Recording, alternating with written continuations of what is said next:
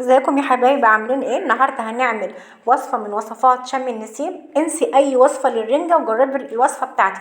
هنسمي باسم الله ونخش على الوصفه بتاعتنا على طول.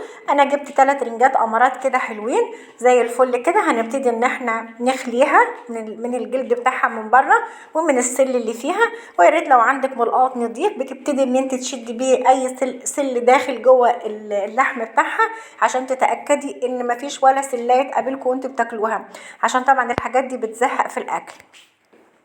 طبعا دي وصفه جميله جدا جدا، حلوه قوي قوي قوي. طبعا ما حدش عملها قبل كده، بس يا ريت تجربوها وعلى طريقتي والله ما هتندموا. هتاكلوا احلى رنجه بالصلصه كلتوها في حياتكم، وهتجربوها مش هتسيبوها تاني. تمام. ببتدي ان انا اقشر الرنجايه بتاعتي من بره زي ما انت شايفه كده. هي وصفه جميله جدا جدا ولذيذه جدا. يا رب تعجبكم وصفاتي، يا رب ان شاء الله تعجبكم وتنال اعجابكم يا رب. واللي ما اشتركوش معايا في القناه يتفضلوا وينوروني. ويا ريت بقى لايك يا حبايبي للفيديو بتاعنا علشان يوصل لاكتر عدد من حبايبي وحبيباتي. يا رب دايما كده يدوم التواصل ما بيننا يا رب. كل سنه وانتم طيبين. دي وصفه حلوه قوي قوي من وصفات شم النسيم، يا ريت تجربوها. زي ما قلت لك انا ببتدي اشيل الجلد بتاعها من بره زي ما انت شايفه. هي بتتباع جاهزه دلوقتي في اللي بيتباع جاهز، الرنجه بتتباع جاهزه في اللي، بس انا حبيت ان انا اوريها لكم. انا عاده لما بشتريها جاهزه، بس انا حبيت اللي طبعا مش هيعرف يجيبها في اللي جاهزه بوريكم بس طريقه تنظيفها ازاي. برضو هي سهله جدا، ما فيهاش اي صعوبه خالص. تمام. بتبتدي ان انت تشيلي السل كله منها، بيبقى فيه كده سل جوه في اللحم بتاعها من جوه.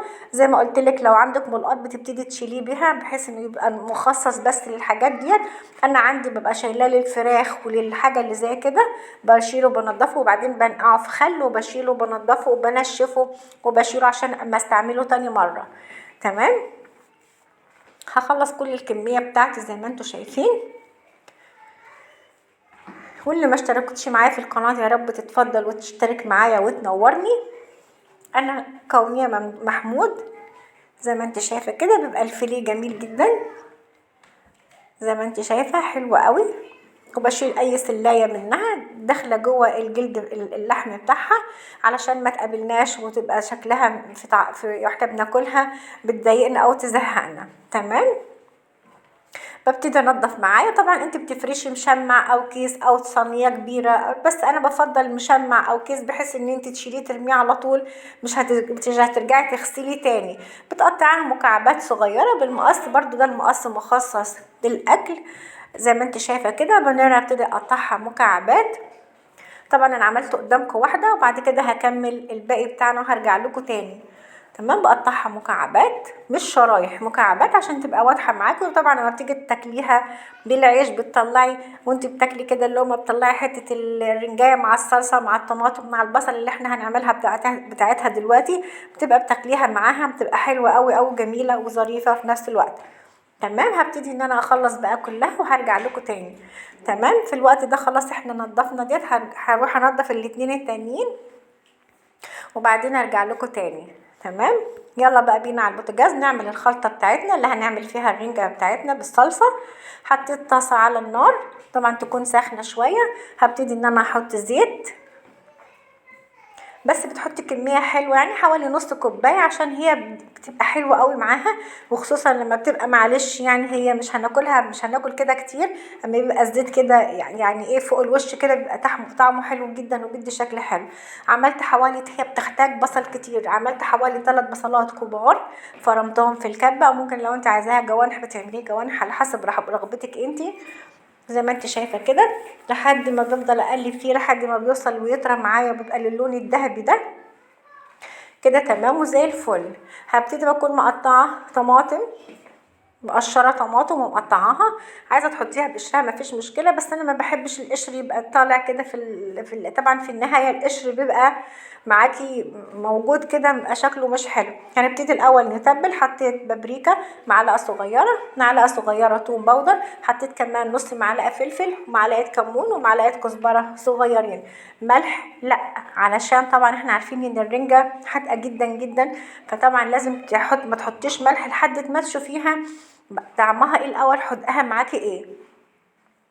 تمام. يبقى هنقول حوالي التوابل بتاعتنا حطيت حطيت كزبره وكمون وشطه وبابريكا وتوم باودر، كل ده من ده معلقه صغيره، ونص معلقه فلفل اسود، وحطيت كمان نص معلقه سكر عشان تعادل الحموضه بتاعت الرنجه والطماطم والخل. وانا كمان حطيت معلقه خل، دي بتوديها في حته تانية خالص. طبعا قطعت الطماطم زي ما انت شايفه، دول 3 طماطمات كبار. حطيت كمان حبة فلفل حار وحبة فلفل بارد، قطعتهم شرايح. بعد كده ضفتهم، هنبتدي برضو نقلب معايا. مكوناتها حلوة جدا، وصدقوني جربيها مش هتندموا ابدا ابدا ابدا. وصفة جميلة واول مرة بنقدمها مع بعض، ويا ريت يا ريت يا ريت تجربوها وتقولوا لي رأيكم فيها ايه. تمام. هبتدي كمان احط صلصة، حطيت حوالي 3 معالق صلصة كبار. تمام. زي ما انت شايفه كده، زي ما قلت لك انا حطيت التوابل بتاعتي. حطيت نص معلقه سكر عشان تعادل الطعم بتاعي. حطيت معلقه صغيره كمون، ومعلقه صغيره كزبره، ومعلقه صغيره توم باودر، وحطيت كمان بابريكا معلقه صغيره، وحطيت كمان نص معلقه سكر عشان زي ما قلت لك تعادل الطعم بتاعي. حطيت معلقه خل كمان. ابتديت ان انا اضيف كوبايه ميه واسيبها بقى تتسبك مع بعضيها لحد ما تستوي، وزي ما بنقوله بتنطر الإيدام بتاعها بره، هو ده أهم حاجة فيها. انتوا لو شميتوا الريحة تحفة تحفة تحفة بمعنى كلمة تحفة. تمام. زي ما انت شايفة وصلت للقوام بتاعي ده بالجمال واللون زي ما انت شايفة كده. هبتدي خلاص، انا كنت خلاص بقى قطعت الرنجة بتاعتي زي ما انت شايفة، وصلت كمان، سبتها كمان لحد ما وصلت للقوام ده زي ما انت شايفة. خدي الرنجة بتاعتي بعد ما وقطعتها مكعبات وخليتها، هضيفها كمان على الخليط بتاعي على النار في الطاسة. تمام. هبتدي اقلبها وهسيبها لمدة ربع ساعة لحد ما تستوي معايا وتبقى زي القمر زي ما هتشوفوها معايا دلوقتي. طبعا دي بتتاكل بعيش، ممكن انت عارفين دلوقتي برضو في الافران بتباع العيش الفلاحي بتاعنا الطويل. يا سلام لو جبتوه بيبقى معبق جاهز كمان وطري، وفي الناشف منه طبعا اكيد انتوا عارفين. ده طبعا دلوقتي في المخابز كتير جدا. زي ما انت شايفه بقت معايا بالجمال ده، قوام ولون وريحه وطعم ما اقولكوش عليه. هبتدي ان انا افضيها في طبق زي ما انت شايفه كده. حلوه جدا جدا جدا جدا فوق ما تتخيلوا. تمام. حلوة قوي، ان شاء الله يا رب تعجبكم.